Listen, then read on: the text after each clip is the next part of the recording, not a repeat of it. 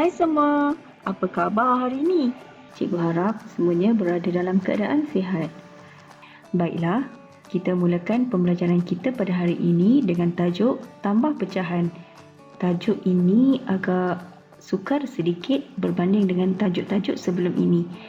Tetapi jangan bimbang kerana topik ini mudah untuk dikuasai. Jadi, cikgu harap kamu lebih fokus pada topik kali ini. Baiklah, sebelum kita mulakan pembelajaran, cikgu akan perkenalkan kepada kamu semua tentang 3P. Apakah 3P?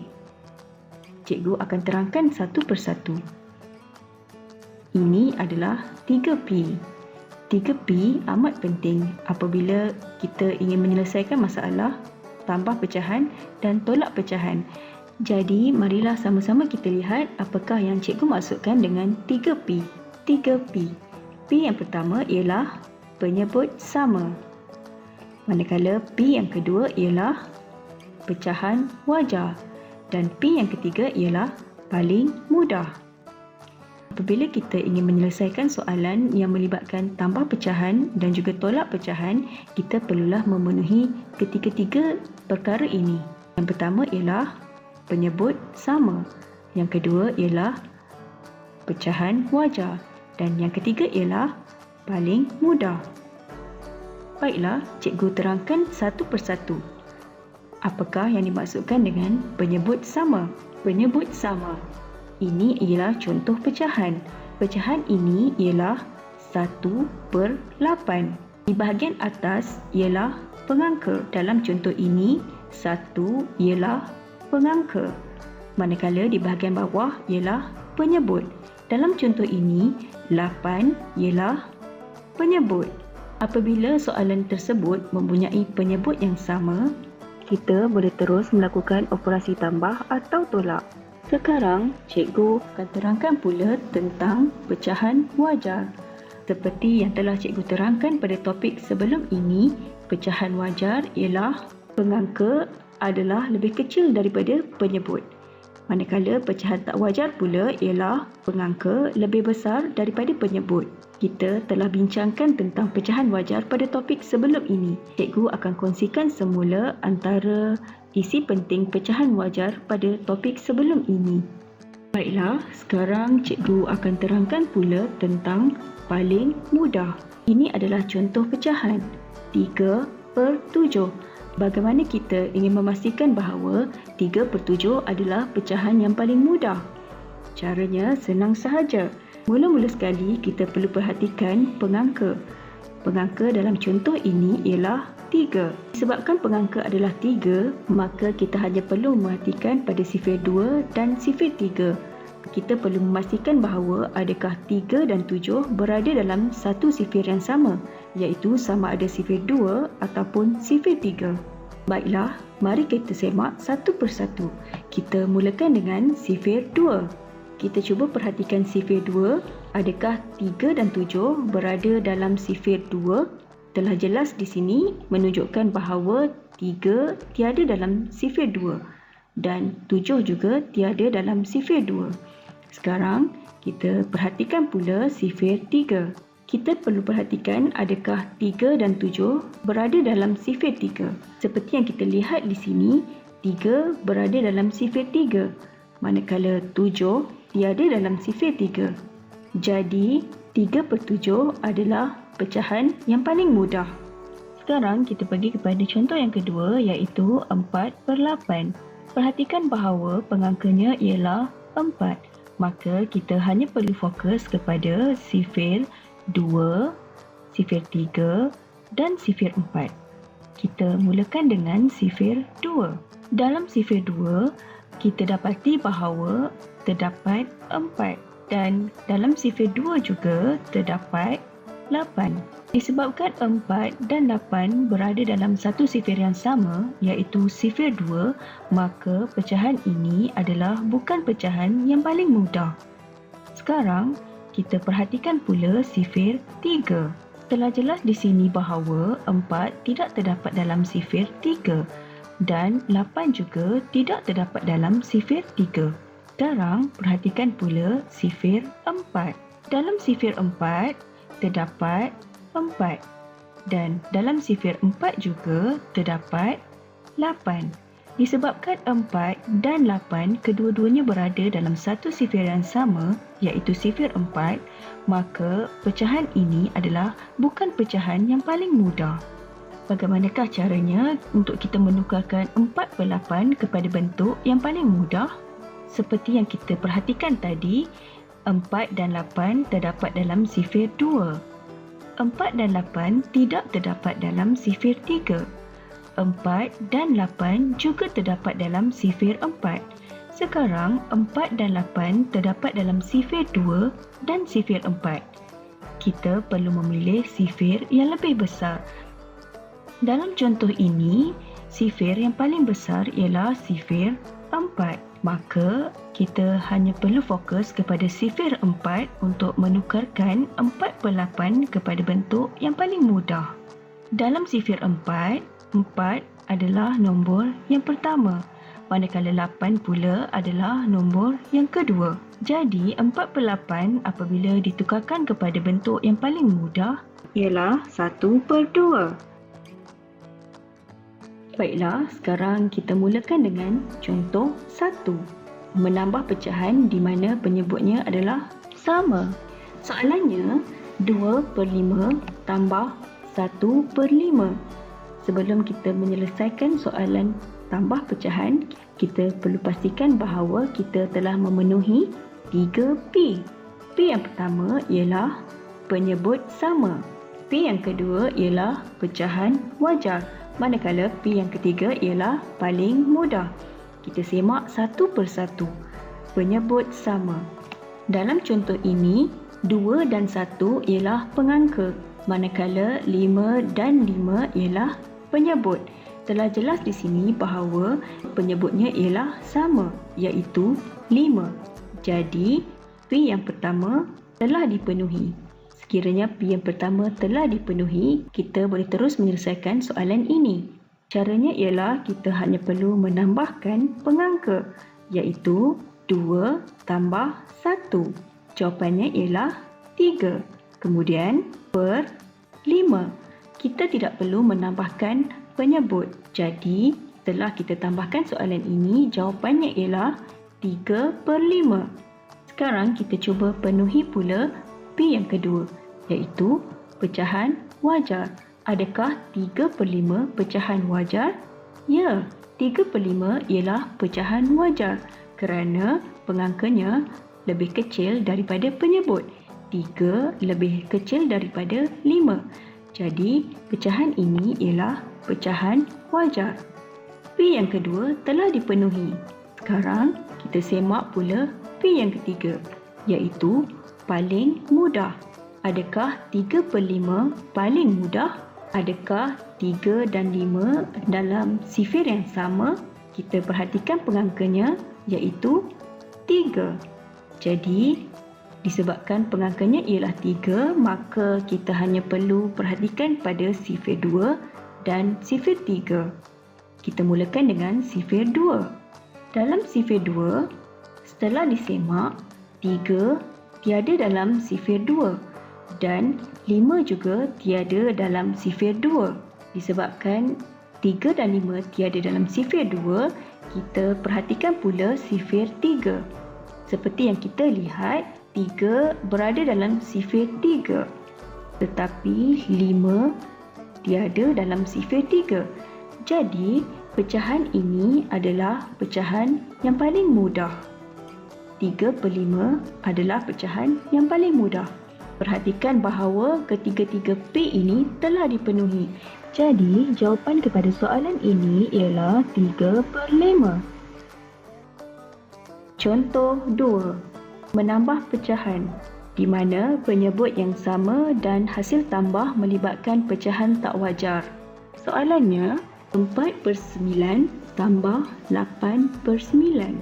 Seperti contoh tadi, kita perlu pastikan bahawa 3P ini telah dipenuhi, iaitu penyebut sama, pecahan wajar dan paling mudah. Kita mulakan dengan penyebut sama. Kita perhatikan pada penyebut bagi soalan ini, iaitu 9. Penyebutnya adalah sama. Disebabkan penyebutnya sama, kita boleh terus tambahkan pecahan ini dengan menambahkan pengangka, iaitu 4 tambah 8. Jawapannya ialah 12. 12 per 9. Ingat, jangan tambah penyebut. Sekarang, kita perlu penuhi pula P yang kedua, iaitu pecahan wajar. Adakah 12 dan 9 pecahan wajar? Tidak. 12 per 9 bukan pecahan wajar kerana 12 lebih besar daripada 9. Jadi, kita perlu menukarkan pecahan ini kepada nombor bercampur. Bagaimanakah caranya? Kamu masih ingat lagi tak cara untuk menukarkan pecahan wajar kepada nombor bercampur?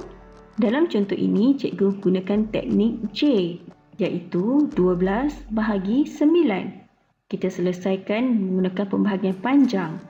Kemudian, kita gunakan teknik J untuk mendapatkan nombor bercampur, iaitu 1, 3 per 9. Jadi, 12 per 9 kita boleh tukarkan kepada nombor bercampur, iaitu 1, 3 per 9. Adakah 3 per 9 pecahan wajar? Ya, 3 per 9 adalah pecahan wajar kerana 3 lebih kecil dari 9. Sekarang, kita perlu penuhi P yang ketiga, iaitu paling mudah. Adakah 3 per 9 pecahan yang paling mudah? Kita perhatikan 3 dan juga 9. Adakah kedua-dua nombor ini dalam sifir yang sama? Kita perhatikan pengangkanya, iaitu 3. Disebabkan pengangkanya ialah 3, kita hanya perlu perhatikan sifir 2 dan sifir 3. Adakah 3 dan 9 berada dalam sifir 2 atau sifir 3? Kita mulakan dengan sifir 2. Setelah kita semak satu persatu, 3 tiada dalam sifir 2 dan 9 juga tiada dalam sifir 2.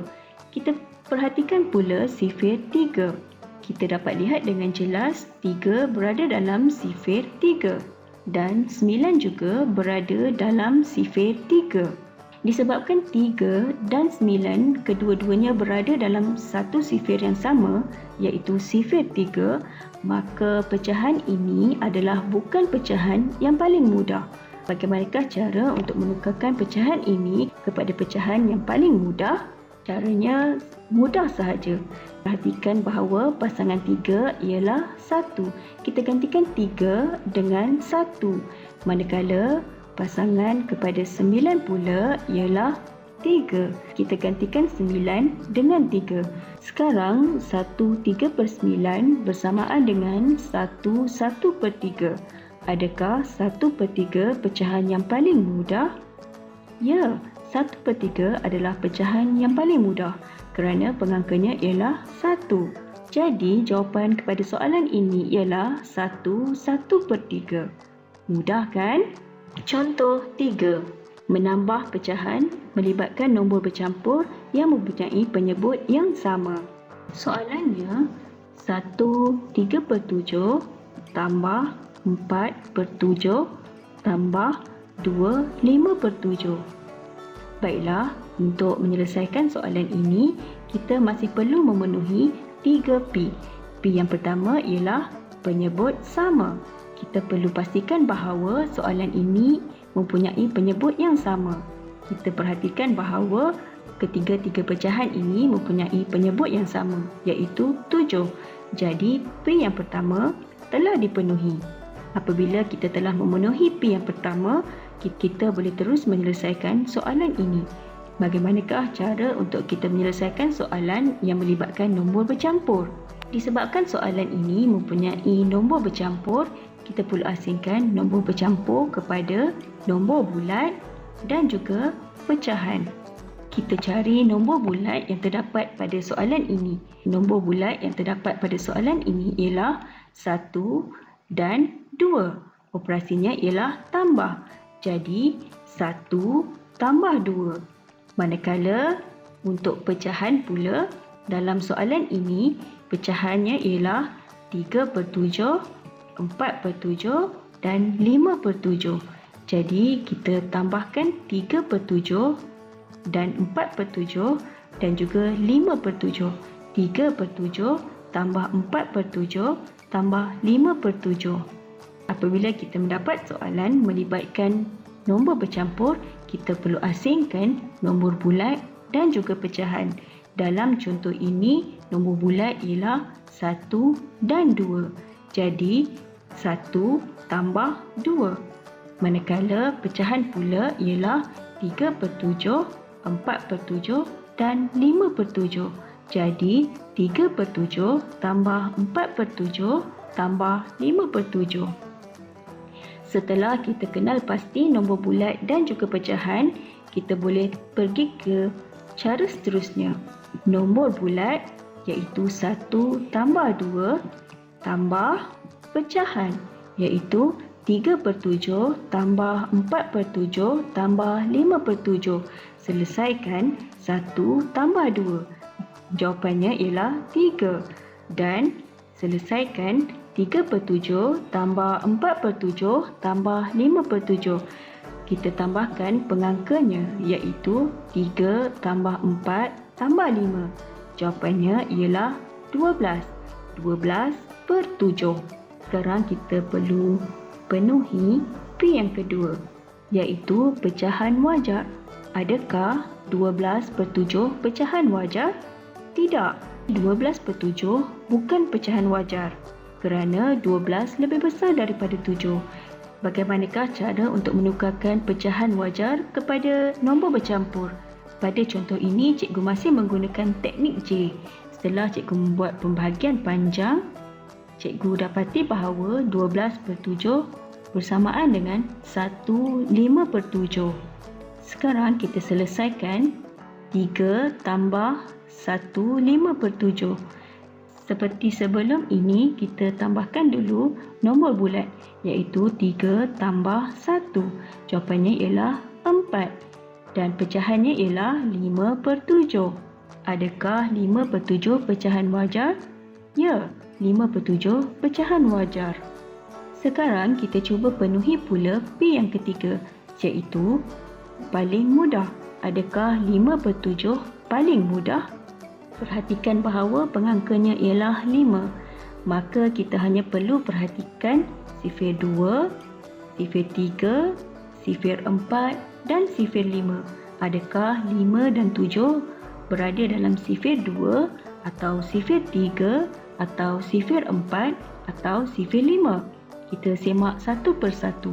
Kita mulakan dengan sifir 2. Kita perhatikan bahawa 5 dan 7 tidak terdapat dalam sifir 2. Sekarang kita perhatikan pula sifir 3.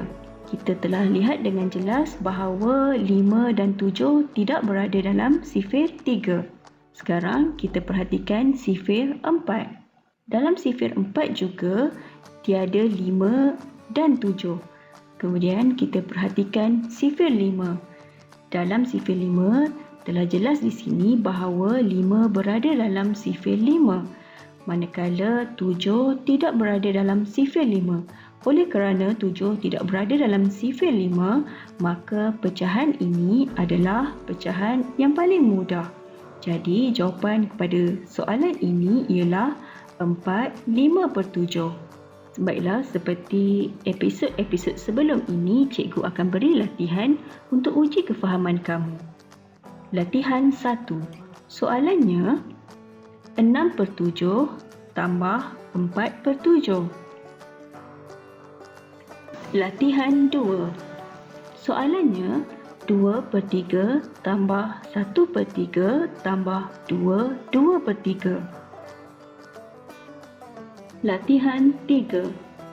Soalannya 3/4/9 tambah 2/9 tambah 1/7/9. Baiklah, cikgu akan kongsikan jawapan pada episod akan datang. Selamat mencuba!